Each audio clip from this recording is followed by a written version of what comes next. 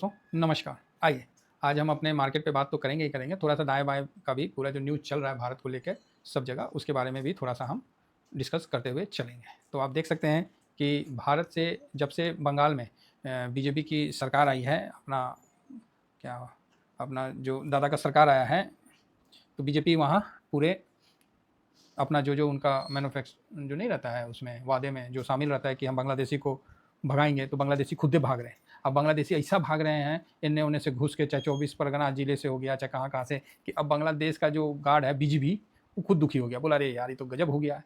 तो पूरी तरह से चेकिंग करके एकदम मतलब परेशान हो गया है। अब सब बीएसएफ ने बीजेपी के करे विरोध का बाद वापस लिया बांग्लादेशी नागरिक को। बांग्लादेशी सब जाके मतलब तार का उस पार करके छोड़ दिया, वो रात भर उधर ही बैठे रहा क्योंकि बीजेपी घुसने नहीं दे रहा है। वो बुरी तरह से परेशान और मतलब सब भाग रहे हैं। तो सही है ना, ये सब आ रखे हैं हमारे हिंदुस्तान में। तो अब इनको लीगल तौर पे बांग्लादेशी को दिया 2000 आदमी का, तो करिए नहीं रहा, कुछ करिए नहीं रहा, तो फिर इनडायरेक्ट रूप से तार उठाया, चल भागो यहाँ से, गेट खोला भागो यहाँ से, तो उससे बांग्लादेशी दुखी है। तो ये एक पॉजिटिव न्यूज़ है बंगाल के लिए भी और हिंदुस्तान के लिए भी। नेक्स्ट आइए, अभी जापान के पीएम तकाची क्या नाम है उनका, तो वो जो है अभी नेक्स्ट मंथ आने वाली है। पीएम मोदी साहब के साथ अभी उनका वेट होना है नेक्स्ट मंथ, है ना। हालांकि ये थोड़ा चाइना के प्रति थोड़ा सा स्ट्रिक्ट रहती है, इसीलिए मोदी साहब इसके मतलब थोड़ा स्वाभाविक है। तकाची सन है, तो ये भारत आएगी। और सबसे अच्छी बात है कि इनका जो मीटिंग होगा दिल्ली में, तो पता नहीं आसाम में इनका मीटिंग का है, तो टाइम्स ऑफ इंडिया की तरफ से बताया गया है। तो ये भारत आएगी तो ये कहाँ, आसाम में जाएगी, तो बढ़िया चीज़ है यार। दिल्ली ही थोड़ी है, अकेला दिल्ली थोड़ी भारत है, अरे पूरा है भाई, आसाम से लेकर अरुणाचल सब जगह मतलब उनको ले जाना चाहिए, तो बढ़िया है। और ये ऑलरेडी चाइना से ये लोग खाड़ खाया हुआ है जापान, क्योंकि जापान पर अभी चाइना गुर्राता है। और एक वक्त था कि जापानियों ने चाइना को इतना मार मारा है कि पानी पिला दिया है। जापानी तो बहुत क्रूर मतलब इन्होंने शासन किया है। जब इनका फाइल सब निकल के आया ना, तब पता चला, नहीं तो लोग इनके प्रति अच्छा व्यू रखते थे। बाद में जब इनकी क्रूरता सुना गया ना, तब तो ये हिटलर के भी बाप निकले। तो और चाइना को तो बहुत मार मारा था।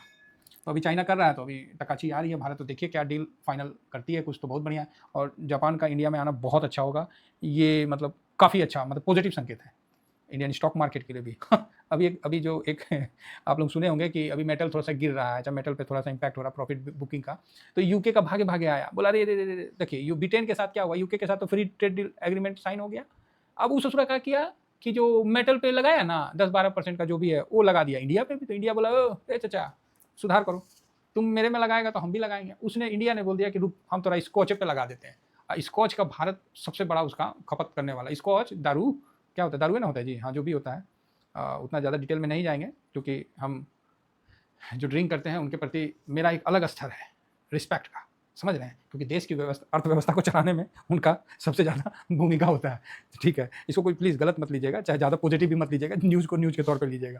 तो ये भाई साहब भागे भागे सब आया कि ऐसा मत करिए हो। भारत बोला रुक 75% लगा रहे थे ना, और इसको हम बोल रहे थे ना कि कम करेंगे, ससुर हम 150% पहले लगाते थे फिर टेक देंगे। वो भागे भागे आ गया, बोला ना ना ना, ए चाचा, ए मोदी चाचा ऐसा मत करिएगा, गड़बड़ा ना जाएगा खेला। तो सब आया है, भेंट मुलाकात हो रहा है, चल रहा है, तो चल भाई ठीक है। यो एगो न्यूज़ चल रहा था। अब आते हैं थोड़ा सा नेक्स्ट, ये क्या है जी, सिंगापुर यूएस, अच्छा ये रुपया का, इस पर हम अभी चर्चा करेंगे फेड पे, पहले तो उस पर आराम से ना चर्चा होगा।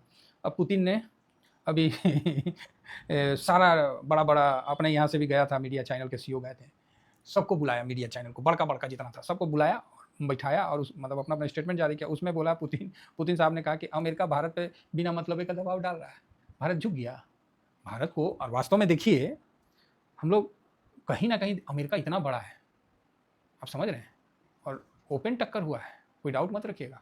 फिर भी भारत अपने जगह पे खड़ा है, और आज भी हम लोग का मार्केट अपने जगह पे खड़ा है, लाखों करोड़ रुपया बेच के चले गए हैं, मानता हूँ, कोई दिक्कत नहीं। सरकार को हमेशा कोसने से अच्छा है कि कुछ तो अपने अंदर भी झांक ले। अभी भी भारत सरकार डटा हुआ है, तो अब दूसरा सरकार रहता ना, कोई नहीं टिकता, तुरंत सिलेंडर हो जाता। अभी भी भारत सरकार मजबूती से टिका हुआ है, और कई जगह एफटीए किया, यूरोप से किया, पता नहीं कौन कौन देश से कर लिया, उतना तो नामों नहीं याद है, सब जगह से एफटीए वगैरह करके अभी आगे बढ़ रहा है। लेकिन अमेरिका के सामने भारत घुटना नहीं टेका। इसी को देख के पुतिन साहब बोला हो गया बोला ट्रम्प बावला है, बिना मतलब का ना दबाव डाल रहा है, बुर्बक है। तो क्या करिएगा, ट्रम्प ऐसा है, खाए पता नहीं क्या चीज़ खा के पैदा लिया है, वही मतलब बेचैन आत्मा है। उसको वैसा आदमी को क्या बोलते हैं पता है हमारे यहाँ, बनच्चर बोलते हैं। अब आप बोलिए सर बनच्चर का क्या मतलब होता है, मतलब देह बिस बिसाते रहता है। देखिएगा कुछ लड़का होता है, उसका ना देह बिस बिसाएगा, बिस बिसाने का मतलब होता है कि देह में ना उसका मतलब ऐठन होते रहेगा, या तो तुम मेरे को मारो हम लात खाएंगे तो हम खुश रहेंगे, नहीं तो हम कोई बदमाशी करेंगे, मतलब शांत नहीं रहेगा, कोई ना कोई वो पंगा करेगा ही करेगा। जैसे रोड में चल रहा है तो पत्थर उठा के मार देगा, किसी का कांच फोड़ देगा। अरे ये कौन तरीका है ना, हम फोड़ दिए, काहे फोड़ा, मन किया, अरे यार, मतलब उसको आप मारिए चाहे उसको आप कुछ भी करिए, मतलब उसका वो समय के साथ वो सुधरता है, तो वो बनच्चर है। तो अब ट्रम्प के पास तो समय है नहीं, और उस पर से वो पावर में है, तो कैसे सुधरेगा? इतना सुप्रीम कोर्ट बेइज्जती किया, साथ में आपको उसके कांग्रेस, उसका संसद जो है वो ऑलरेडी बेइज्जत किया, फिर भी अगला बेशरम है, प्रूफ है पूरा, मतलब तो उसी के लिए अभी पुतिन साहब तो समझ रहे हैं, इसीलिए धीरे से बोल के स्माइल कर रहे हैं, बता अरे बावला पगला गया है का रे। तो अब देखिए यहाँ पर और आगे बढ़िए, बड़ा अच्छा न्यूज़ था, तो मैं बोला एक बार थोड़ा सा पढ़ लेते हैं। तो ट्रम्प बोले भारत ने दशकों तक अमेरिका का फायदा उठाया, ठीक, अब हम टैरिफ से खूब कमा रहे हैं, फिर भी डील करेंगे क्योंकि मुझे मोदी पसंद है। अरे भाई तुम ना ही पसंद रहे तो ही ठीक है, ऐसा फूफा रहने से अच्छा ना फूफा रहे तो ठीक है, मतलब उनका खतरनाक अंदाज है, मतलब वो भी पूरा एकदम, मतलब बोले नहीं जैसे बनच्चा लड़का होता है, देह बिसाते रहता है, तो वो कुछ ना कुछ पुट्ठा काम करते ही रहेंगे, करेंगे ही करेंगे, उनका नेचर है। तो अभी ये उनका ये कहना है, तो अभी जो ट्रेड डील हो रहा था भारत के साथ, तो वापस चला गया है ना, वापस उड़ के चला गया वो भाई साहब। तो और बाकी हमारे भी जो ट्रेड मंत्री हैं उनके तरफ से कहा गया कि नहीं, ट्रेड डील बढ़िया रहा है, आगे भी हम बात करते रहेंगे। तो आगे तो बात होबे करेगा, जो आए थे ना ट्रेड डील फाइनल करने के लिए वो वापस चले गए, किसका, यूएस का भी चलेगा। तो ये एक अभी कंटिन्यू खबर जो चल रहा था, तो मैंने सोचा कि एक हल्का हल्का आपको भी थोड़ा सा नॉलेज दे दे, तो बढ़िया लग रहा था मेरे को भी। अब आते हैं आरबीआई का, ये क्या आ गया, हाँ, तो आरबीआई का क्या चल रहा है। तो आरबीआई ने आज बहुत ही अच्छा काम अपने तरफ से किया है, मतलब जितना हो सके, मतलब आरबीआई ने उतना अच्छा काम किया है रुपया को मजबूत होने के लिए, और हर दृष्टि से, मतलब आरबीआई का, हाँ ठीक है, महंगाई का उसने बढ़ाया है, वो तो स्वाभाविक है भाई, नहीं कैसे बढ़ाएगा, तो महंगाई का ग्रोथ रेट थोड़ा कम कर दिया भाई, तो जो सब चल रहा है सिचुएशन उस रेट कर दिया है। लेकिन अभी जो उन्होंने एक बॉन्ड पे, हाँ बॉन्ड पे जो उनका है वो पढ़ते हैं, बताते हैं, और साथ में जो अभी भारत सरकार ने ये किया है, जो long term capital gain tax को हटाने का और अध्यादेश जो है वो भेज दिया है, तो ये एक अच्छा बात है। लेकिन बॉन्ड पे किया है, तो बॉन्ड पे एक ऐसा मतलब किया है कि 3 साल आपको बॉन्ड पे, मतलब जो है ना, अभी किया है कि वो 95 रुपया से नीचे नहीं जाएगा, मतलब वहाँ तक अब इनकी मतलब हो रहा है। क्योंकि क्या होता है ना, जैसे कोई बाहर रहते हैं तो पैसा इंडिया में लगाएं, मान लीजिए इंडिया में बॉन्ड खरीद के रखें, एफडी किए, चाहे बॉन्ड खरीदें, अब वहाँ पर डॉलर मजबूत हो रहा है तो रुपया गिरते जा रहा है, तो वहाँ तो ऐसे ही नुकसान हो गया। अब जो 6% देगा, 7% देगा, उसका और बेनिफिट नहीं मिल रहा है। तो जिस कारण आज मतलब देखे होंगे, ये आ जाने के कारण एक बहुत ही पॉजिटिव न्यूज और मतलब व्यू सामने निकल के आया, और इसका बेनिफिट मिलेगा इंडिया को 100% मिलेगा। और जिसमें है कि 3 से 5 साल के FCNR डिपोजिटर पर मतलब हैजिंग कॉस्ट हटाया जाएगा, मतलब कोई भी उस पर नहीं लगाया जाएगा। तो NRIs और OCI के लिए इक्विटी में निवेश की सीमा भी बढ़ी है, समझ रहे हैं, तो बहुत अच्छा आया है FCNR डिपॉजिट, बहुत पॉजिटिव न्यूज़ है। तो इसका इम्पैक्ट क्या होगा, तो इसका इम्पैक्ट यही होगा कि आपका जो बॉन्ड है जो गिर रहा था वो मतलब रुपया जो गिर रहा था वो अब नहीं गिरेगा। तो इनडायरेक्ट, अब जैसे यूएस नहीं, जैसे पेंशन फंड है जापान का, वही डाल देगा पैसा, तो रुपया आरबीआई गारंटी ले, मतलब वो ले रहा ना कि भाई आपका मतलब रुपया मेरा इतना से नहीं होगा, और आपको होगा भी तो हम इस भाव में आपको कर लेंगे, और कोई टैक्स नहीं देना है, बताइए, और लेवरेज भी अलग से दे रहा है, मतलब पैसों दो और उसे और पैसा तुम उधार ले लो और उसे अपना काम करो, इंडियन मार्केट में लगाओ तो इक्विटी में लगेगा। तो ये बड़ा अच्छा सिस्टम मतलब निकाल के लाया। इधर रिसेंट में तो अभी नहीं है, शायद 90, इस पर हम और थोड़ा सा स्टडी करेंगे, 1997-98 में इस प्रकार का लाया गया था और बहुत पॉजिटिव इम्पैक्ट आया था मार्केट में। तो एक बहुत ही सही कदम उठाया गया है आरबीआई की तरफ से, तो इसको आप पॉजिटिव मान के चलिए। अब आ गया कि सर आज शाम में डाटा आने वाला था, हाँ भाई आ गया। तो क्या डाटा आने वाला था, तो इंडियन फॉरेंसिक एक्सचेंज में, तो फॉरेंसिक रिजर्व जो है ना, ये देखिए, फॉरेंसिक रिजर्व को तो दुनिया नहीं देखती थी, लेकिन आजकल तो सब देख रही है, हम लोग तो शुरू से देखते हैं। 681.38 बिलियन था, अब भाई साहब 682.32 बिलियन हो गया। तो यहाँ आप मान के चलिए कि यहाँ गिरावट नहीं हुआ, यहाँ लगभग इक्वल रहा। नेक्स्ट वीक में ये बढ़ेगा, मतलब बढ़ेगा। आज के लिए तो मैं बोला ही था कि हल्का निगेटिव या इक्वल होगा, नेक्स्ट वीक आप लिख लीजिए ये बढ़ेगा 100%। और जब ये बढ़ेगा तो स्वाभाविक है कि वहाँ से पैसा निकाल के फिर सब अपना बॉन्ड से, मतलब जो आदमी नहीं ले लेता है फिर उसे कर्ज लेके और फिर वो इन्वेस्ट कर लेता है मार्केट में, तो बहुत तगड़ा मतलब यहाँ सिस्टम हो जाता है। जैसे नहीं, बहुत आदमी देखिएगा कि गाड़ी लेने जाता है, मान लीजिए 20 लाख का गाड़ी लेना है, तो क्या करता है कि 20 लाख का एफडी कर देता है, ठीक है, 20 लाख का एफडी कर दिया, इस पर उसको मिल जाएगा 6%, 7% के आसपास बॉन्ड में मिल जाएगा, तो आप बोलोगे हाँ मिल जाएगा। अब इस पर क्या है, वो लोन ले लेगा, 80% लोन ले लेगा। मान लीजिए इस पर वो 18 लाख चाहे 90% लोन ले लिया, मान लीजिए 90% लोन ले लेता है, तो उसको तो मिल जाएगा ना 18 लाख को वापस। अब इस पैसे को इक्विटी मार्केट में डाल देगा, बम है भाई साहब।